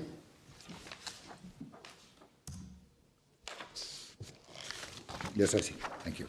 Yes, as Lord Hodge anticipated, that it reflects it's reflected in the statement of the facts. Yes. So that is, they had an opportunity. Right, okay. And it's not something that would have taken them by surprise anyway. The answer does not sit easily with the analysis which Oliphant have done, which they refuse to. Now, as I say, we're concerned slightly with facts, and it's my fault possibly for hurrying you along. But just to be clear, you say, do you, that the principle about renewing applications is as set out in Lord Justice Ricks's judgment and as repeated in the Mitchell case in paragraph 44? Yes, Yes. we do. Is that right? I just wanted to make sure because Yes. that's helpful. Can I just say that when on the second application for relief in October 2005, there were three difficulties which the applicants faced. This is before the deputy judge. Before the deputy judge. Thank you. The first difficulty was that we say Rule 3.17 was engaged, so the Tibbles criteria had to be met. Yes. The second difficulty, As I understand it, you say even if 3.17 wasn't engaged as a matter of normal procedure, the yes, same answer. exactly, Thank yes. you. Yeah, sorry. The sort of Chanel and Woolworth line of Yes, argument. thank you. Absolutely. Sorry to interrupt. No, not at all. And it's, we would say, just jurisprudential common sense that you shouldn't allow a party to keep coming back and having an... I mean, your Lordship, I think, I just may digress, once gave an example on a committal application relating to Mr. Rousseau, kept coming back to your Lordship on an almost weekly basis saying, I want to be let out of prison because I don't like it here. And your Lordship said, well, have you complied with the order? And he said, no, I haven't. And your Lordship said, well, you better go back to prison. And that happened quite regularly, as I understand it, over the course of 2 years. So anybody... If he had complied with the order, it would have been a material change of circumstances. Well, he'd have purged his contempt, I suppose, is what the Lord would have said. That would have been Out of time. But you can't allow parties to keep coming back and saying, please, can you change your mind now? The proper place for that is the Court of Appeal. So you said there were 3 points. Yes, the second point was this was at least the second bite of the cherry. Not the same point, isn't it? No, it's not. It's a related point, but even if there hadn't been a prior order, the courts have said there shouldn't generally be an opportunity for a party to come back and have a second bite of the cherry. And that it takes us back to the decision in the Collier case, with which my Lord is, I'm sure, familiar, and we'll look at in a moment.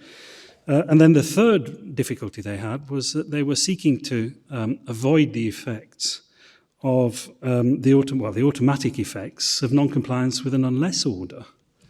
And the courts generally have set themselves against relieving from the automatic sanction under unless order, unless there's very good reason. But yes, I mean, I'm sorry you say Tibbles, the passage I asked you whether you adopted in Mitchell is concerned with 2 bites of the cherry. If we look at, just to make sure that this is the passage, page 607 of the bundle of authority. which is, I mentioned to Mr. Letman, because he was referring quite rightly to Tibbles, or we were discussing Tibbles. At the bottom of the page in Mitchell, which is the... In paragraph 44, yes. Yeah, a considered position of the Court of Appeal, and he deals with Tibbles.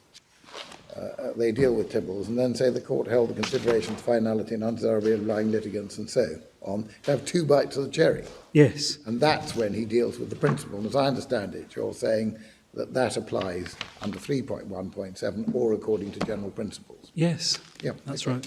Got that. Yes. And it would apply even if it wasn't, properly speaking, a 3.17 case, because the challenge was to But it's Chanel and Woolworth, absolutely. Chanel and Woolworth sort of situation, or the Stelliu situation in the Woodhouse case. Yeah, now the Stelliu, it said that Mr. Letman says that it's all very well looking at Woodhouse, but actually Stelliu's the case. Yes, yes, yes. Where there is a second bite of the cherry. Yes, there is, yes. And what do you say to that? Was Stelliu wrongly decided?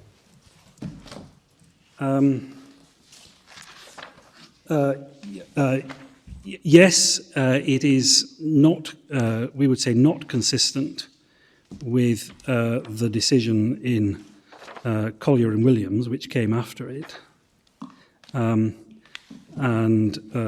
possibly also the decision in Root, which is also referred to in the cases. It's a particularly hard case, Stelliu. Can we just have a look at that?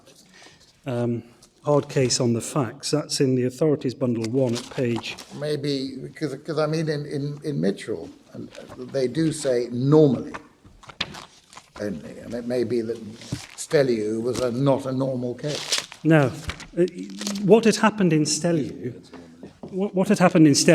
and it highlights why it's not necessary for me to go as far as saying Stelliu was wrongly decided, but if I do have to go that far, then I say it was, is that there was an automatic stay under the rules because the case in the transitional period hadn't come before the court. There was a period of about a year when all cases had to come before the court for the court to give directions. Well, I understand that, but it is pretty clear from paragraph 55 on page 546, as Mr. Letman fairly said, that it was a second bite of the cherry. Oh, it was, case, yes. Because Lord Justice Brooks says it was. Yes, it was. No, I don't shrink from that. There had been a first bite, and the first bite had failed because the rules said that the first bite had to be supported by evidence, and it wasn't. Yeah. The council took it's a very unfortunate case because there had been a finding of liability, and the reason why the case had gone to sleep for a period was because the claimant needed to have time for his injury to settle down before the quantum could be properly settled. I think he'd had one interim payment. He came back for a second interim payment, and then he discovered that the case hadn't been back before a judge in the 1 year period, and therefore there was an automatic stay. So council then applied for the stay to be lifted for relief from sanctions, but he applied almost on his feet and didn't have any evidence in support, and the application was dismissed. And council argued that the rule of an automatic stay was ultra vires, and the court shouldn't apply it. Well, that argument was dismissed. That went on appeal, and it was dismissed by the circuit judge as well. So then a fresh application was made on evidence, and that was the one that was acceded to by the Court of Appeal, overturning the two judges below. But it was a hard case because liability had already been determined, and one interim payment at least had already been made.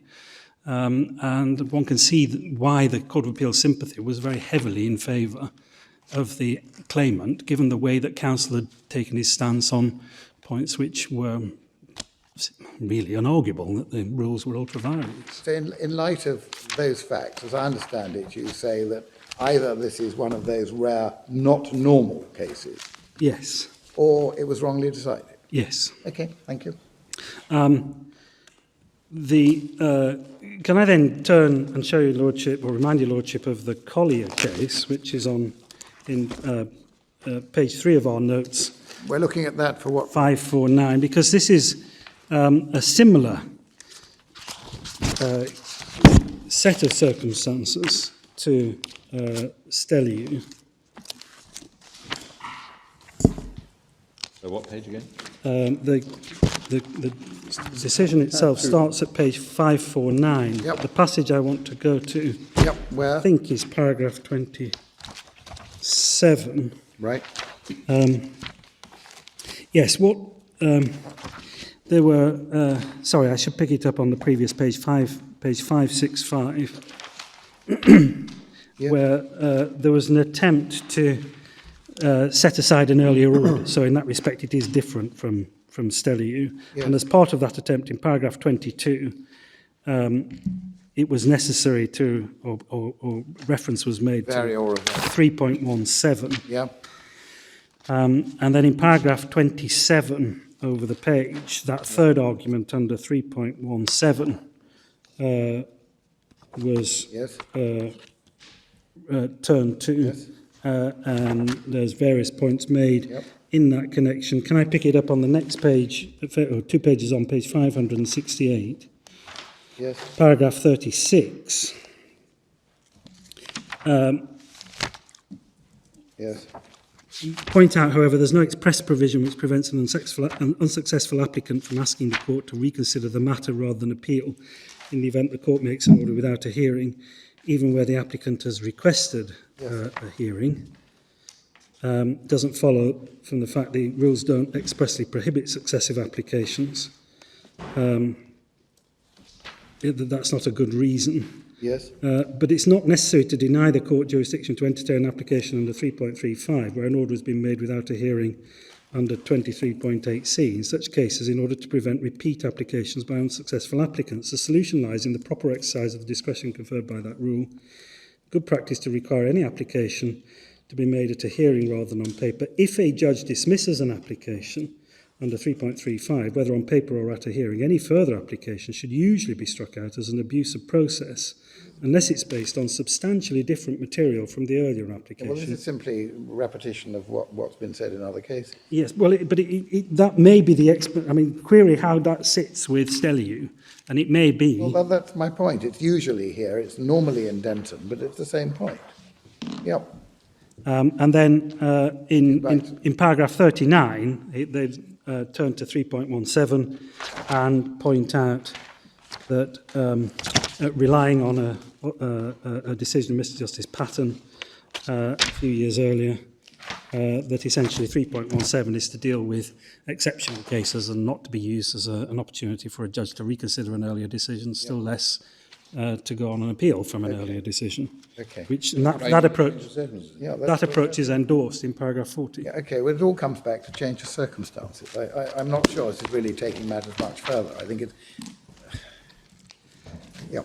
Well, what it does, my lord, in our respectful submission, is it highlights that it has to be a particularly exceptional case to engage Change of circumstances. 3.17.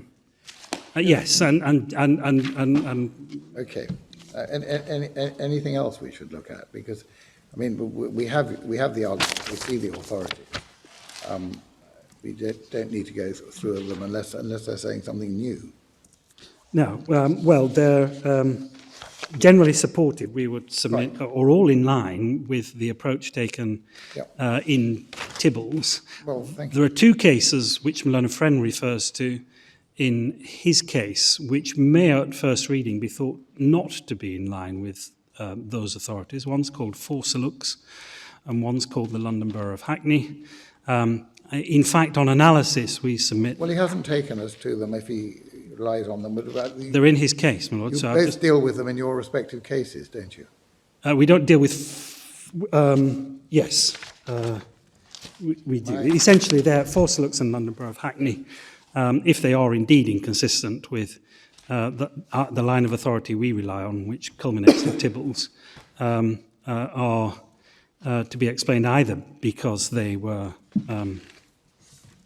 determined with regard to the particular situation, context of landlord and tenant cases, or because, or they're simply per incuriam, decisions like Collier, and the Rolt case, and then subsequently Tibbles. Very well. And not all of the cases, unfortunately, were cited in the Forsalux and London Borough of Hackney cases. Okay. So, insofar as there is tension between those, I think it's 5 decisions of the Court of Appeal, then the tension is to be resolved in favour of Tibbles and not by saying that there's a general Yep. discretion, save in exceptional circumstances. Very well. And then I think that then brings me to the question of late compliance being essential but not sufficient. I don't think I have anything further to add, in fact, to what the points I made earlier. Our position I is... understand you say mere late compliance isn't enough to be a material change of circumstances, and if it is, then it isn't in the present case. Yes. Yep, okay. That's right.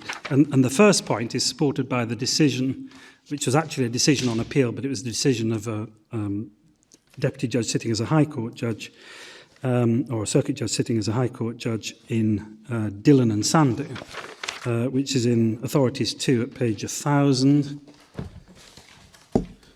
And my learned friend, I think, submits that this case was wrongly decided. We say it was rightly decided. It's a decision of Deputy Judge Hodge. Well, His Honour, yes. Sorry, it's Honour Judge Hodge. I should Yeah, say, anyway, yes. which, yeah. And the relevant paragraphs are, I think I can just take it from paragraph 32 Thank you. in the interests of time.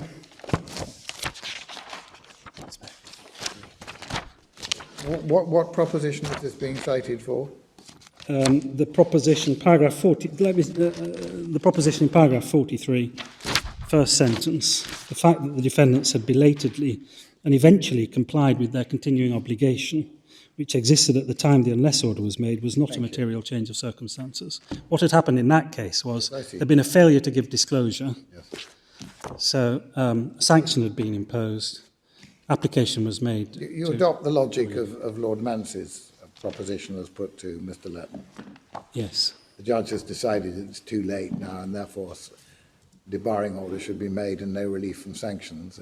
It's inconsistent for another judge to say you can make the we're going to lift the debarring order because you made the application. Absolutely.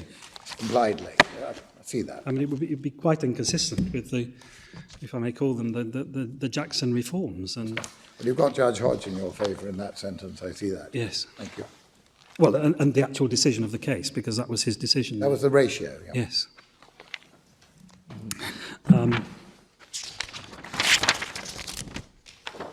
Now, if we're wrong on issues 1 and 2, Yep. and that this is an appropriate case for Yep. the court to consider giving relief from sanction. So we're in then to issues 3 to 5 Yep. and whether the court should grant relief from sanction under Rule 3.9 and what the appropriate test is. As regards issue 3, we accept that the Court of Appeal have not decided the 3.9 point, Right. but they've given very strong indications of how they would have decided it Yep. had it been material for them, and they are due the appropriate respect in our respectful submission. That doesn't mean that Mr. Justice Sutcliffe's exercise of the discretion should be upheld, because as between Mr. Justice Sutcliffe, for instance, and Mr. Justice Hildyard, Well, you've we would- explained why you say Sutcliffe, the deputy judge went wrong. yes, We've been through that. So you Yes. say even if we have to put on one side the Court of Appeal's decision, we shouldn't let the deputy judge's decision stand because he didn't consider the matter in accordance with proper principles. yes. And there are 2 points really taken, and we deal with this on pages 9 and the final page of the speaking notes. There are 2 points taken by the respondents in their, Yep. by the appellants in their case. One is that, I think this is paragraph 42 of their case, one is that there has now been compliance. Well, you have our submissions on that. The second is, well, they were told, they say, by their lawyers that they had complied, Yep. and the lawyers got it wrong. The difficulty with that is that it doesn't need lawyers for a client to understand that the most active bank account, which is caught by the order, needs to be disclosed. But quite apart from that, the evidence in support of the proposition that that is what their lawyers told these appellants is exiguous. And it's also very dangerous to rely on exiguous evidence as to what lawyers have said, because you really need to see the context and you need to see the full scope of it, which, of course, we haven't seen because it will be said that that is privilege. It certainly hasn't been produced. Now, in the Tarn judgment, which your lordships were taken to, in another part of the Tarn judgment, Sir John Chadwick was dismissive of a similar point taken by the defendants in that case, who had also failed to comply with the disclosure provisions of a freezing order. And the relevant passage, so Tarn is in the authorities bundle, beginning at page 810. The relevant passage... Yeah, we've already looked at one passage. Yes, the relevant passage... Where do you want us to look? Page 832. Thank you. Paragraph 71. Yes, I see. Important to keep in mind the danger of accepting assertions made by a litigant in the course of submissions but unsupported by sworn evidence that a breach of an order is the fault of lawyers formally instructed. The danger lies in the fact that such assertions cannot be verified or tested without objectively credible evidence of the advice given by those lawyers. Right. Well, we've only been, I mean, it's quite clear, we've been given 1.5 emails from a chain which one can't make much sense of without looking at the previous email and possibly the rest of the second one. Exactly. What are the items that Justin refers to?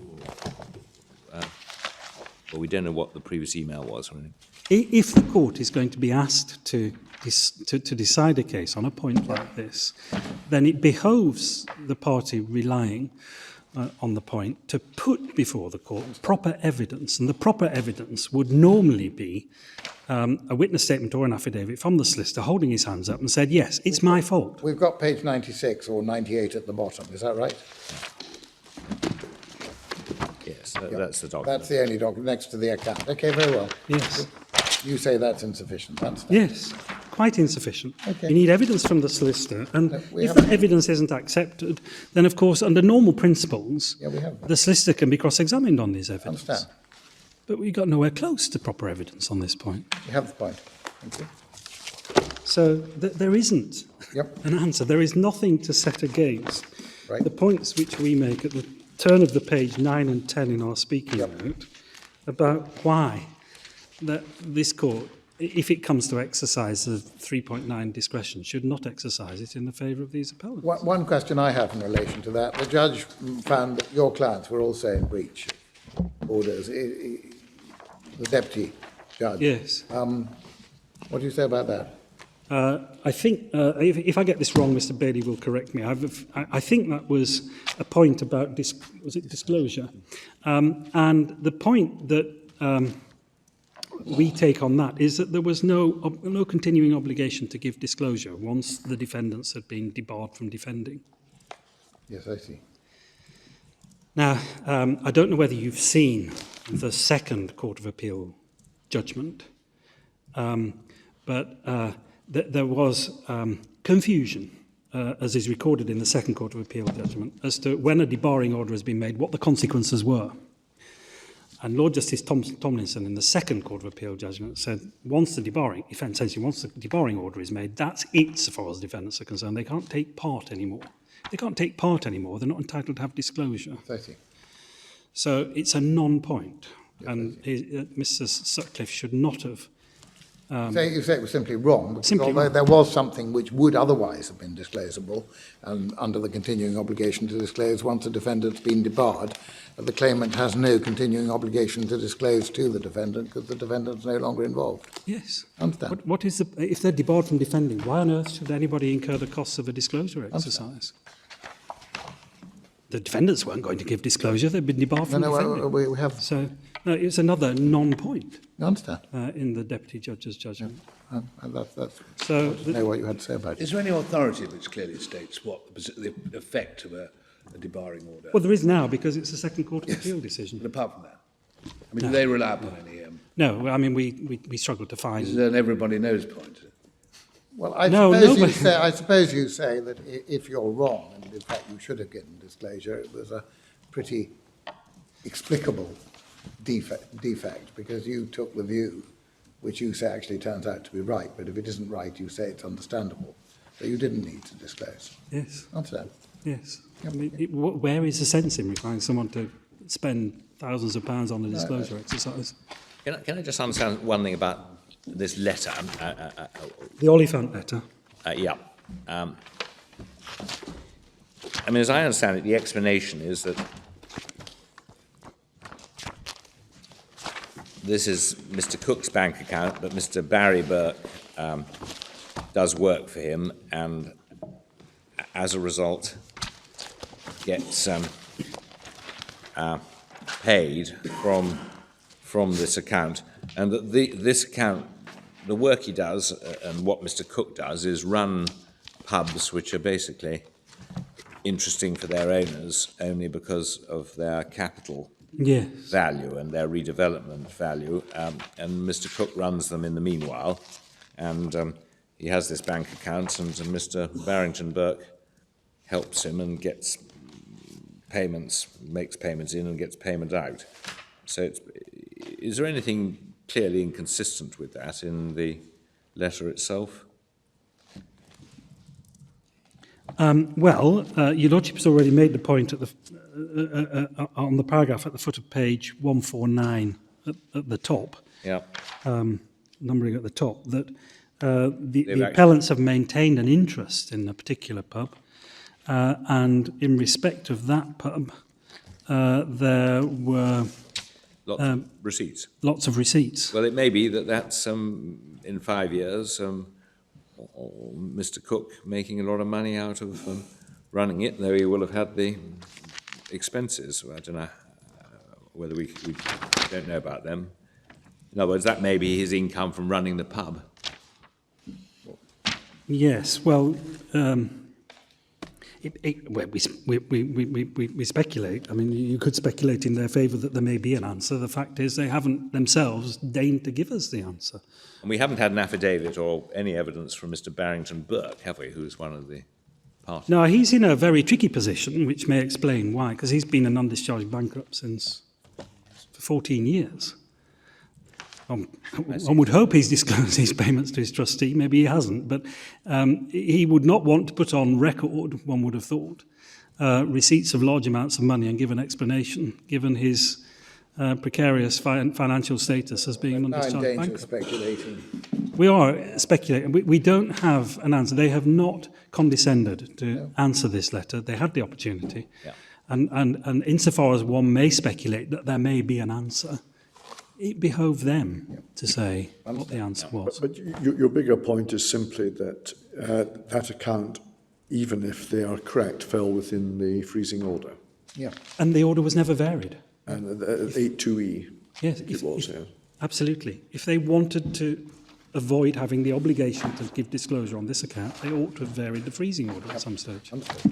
Even today it stands. Even today it stands. Understand. Yes. Nice. So,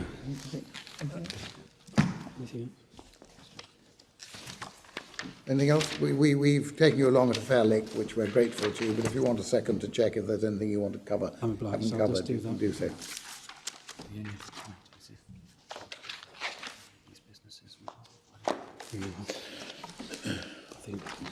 Unless there's any further questions from And in fairness to you and Mr. Letman, of course, you haven't referred to things in your written case. Of course, we aren't treating you as having abandoned them. It's all part of the case. And we have your written note, for the speaking note for today. Thank you.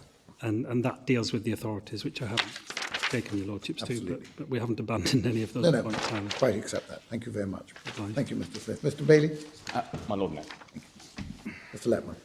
Lordship, if I may just return briefly to the issue of high principle, as it were, and the availability of successive applications for interlocutory relief. Your Lordship, really just to point out that we do rely upon the authority of Woodhouse and Consignia, and we do rely, I was slightly in one sense surprised to see my learned friend take Your Lordship's to it, but we do rely upon paragraph 37 of Collier and Williams, Your Lordship. Right. And that was obviously a strong court of appeal. And Your Lordship, Got to say that. Your Lordship, paragraph 37 plainly accepts the the proposition that there can be repeat applications under 3.35. Obviously, that's a different interlocutory power to vary or revoke. But Your Lordship, and it puts the basis squarely, or the statement of principle, that a further application can be made. It may usually be should usually be struck out as an abuse of process unless it is based on substantially different material from the earlier application. And Your Lordship, we would submit that that is the proper test. Material change of circumstance may come within that, but that is the correct and a broader test to be applied. And Your Lordship, the other thing which one can take from Collier and Williams is the separate treatment of the primary power, in that case 3.35, to vary or revoke an earlier interlocutory order. We say that has its equivalence here in 3.8, 3.9. That is the dominant or primary power. And the separate possibility of applying under a 3.1 subparagraph 7. Your Lordship, the way in which the argument has been put hitherto by the respondent in this matter was not that there wasn't a second, the possibility of a second application for interlocutory relief under 3.8, 3.9 per se, but it wasn't available to us because there was the order of Hilliard J, which needed to be varied or revoked. But Your Lordship, we would submit that that's a wholly untenable distinction in principle, because Your Lordship, it would always be the case when you're applying the 3.8 or 3.9 that you have to vary or revoke the earlier order. You don't need to rely upon 3.17 to achieve that end. And Your Lordship, that simply underlines, we submit, where the Court of Appeal went wrong in introducing that threshold or gateway requirement and setting up this alternative test under 3.17 and applying Tibbles in the very narrow way in which they did.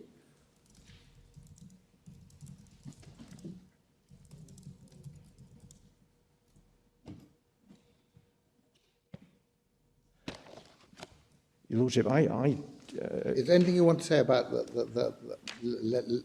if we decide that that the Court of Appeal was wrong to say you hadn't got through the gateway? Is there anything else you want to say about what we should do?